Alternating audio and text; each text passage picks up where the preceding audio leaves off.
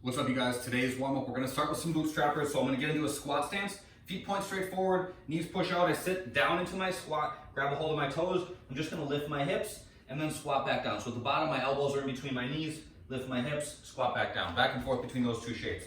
After that, cross body mountain climbers. I go into a plank on my hands, left knee to my right elbow, right knee to my left, back and forth. And then I'm into some hollow flutter kicks. So I lay on my back, put my hands alongside my hips, hollow out. 1, 2, 3, 4. So I'm moving from my hips, not just kicking my leg from my knee like so, okay? The workout today, we got 18 minutes ahead of us. We're gonna start with some hang dumbbell clusters, okay? So I'll show you this without weights first.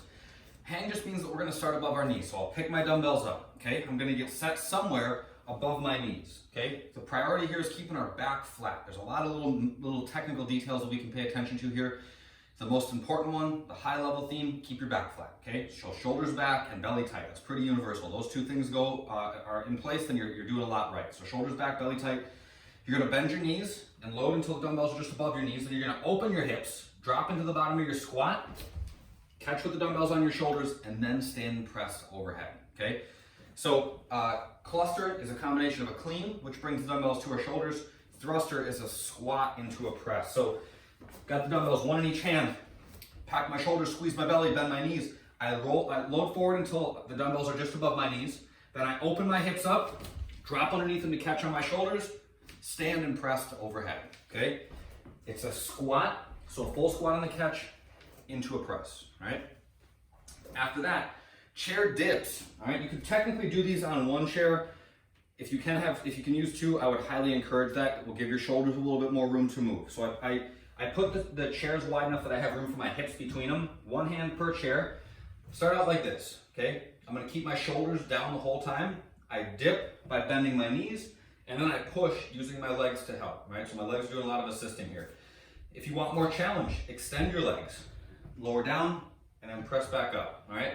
What we're trying to avoid is this thing happening. I don't want your shoulders to be up into your ears as you go. Keep your shoulders back and down, lower down, and then press back up. Slow and easy on those, there's no need to rush them. After that, we're into some deadlifts. So I pick the dumbbells up. I got one in each hand. I'm gonna lower down until the leading head of the dumbbell touches the ground. So I'm not going until both dumbbells touch, or until the head of both dumbbells touch. Shoulders back, belly tight, priority on keeping our back straight. Once again, I push my hips back and lower down until the dumbbells touch, and then stand back up. Just the front, okay? If that feels like you can't do it with a straight back, then don't do it, okay? Don't go quite as low. Go to mid shin, go halfway down your shin, something like that. Don't force the full range if you can't do it in a strong position, that's important. Next up, we're doing some lunge steps. These are unloaded. There's 18 of them, so it's just kind of meant to let you catch your breath as you move. Nice and slow and steady on those, or whatever pace feels best. Next up is the bodyweight version. We're gonna do 6 1 1/4 squats. I know it looks kind of confusing, but this is how these things go. I'm gonna squat down, okay? Then I'm gonna come up 1/4 of the way, then back down, and then all the way up. That's 1. So it's a quarter, and then a full squat. That's 2. Quarter, and then a full squat. That's 3. You just get those legs nice and toasty.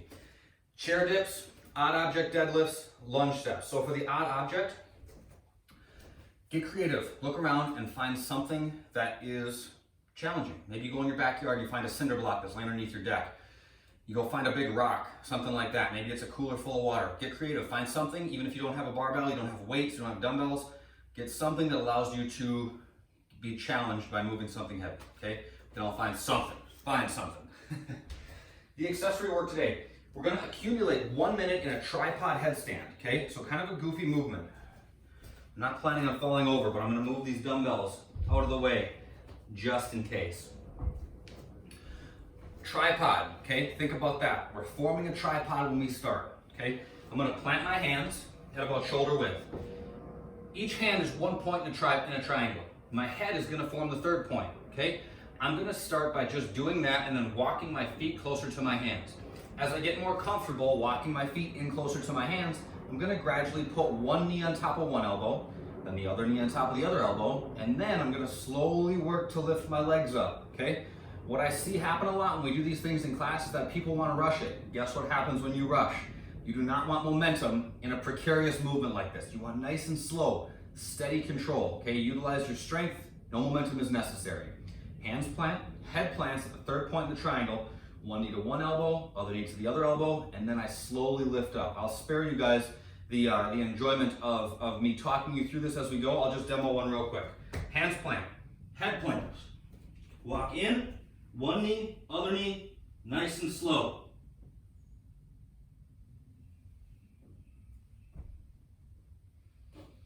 Notice that when I come down out of it, I'm using the same control and the same speed that I did on the way up. No need to rush. That's just gonna make you wobbly, okay? So if you can't go all the way up, that's all good, that's fine. If you rush it and try to cheat it, that's how you'll get wobbly and that's how you'll topple over. If you do go over the other way, just tuck your chin and somersault out of it. Don't go rigid and then backsplash onto the living room floor. That ain't no fun. The mobility work today, last thing we're doing, this is a good one, you guys. Make sure you take this one out. We're gonna do some lateral trap rolling with the lacrosse ball. So I take the ball and I start right at the end of right at the bottom of my neck, and I'm gonna roll it out. Okay, so I'm rolling out towards my shoulder, back and forth. As I do that, I'm moving my arm up and down. We're gonna do 3 minutes per side. Start here, up and back down. Nice and easy. Then after a few passes, I move the ball out. If I get to the point where I'm at the shoulder joint, then I can start working back in, okay? 3 minutes per side. That stuff tends to get pretty tight, so work on it, embrace it, enjoy it. That's it for today. I'll see you guys next time. Bye.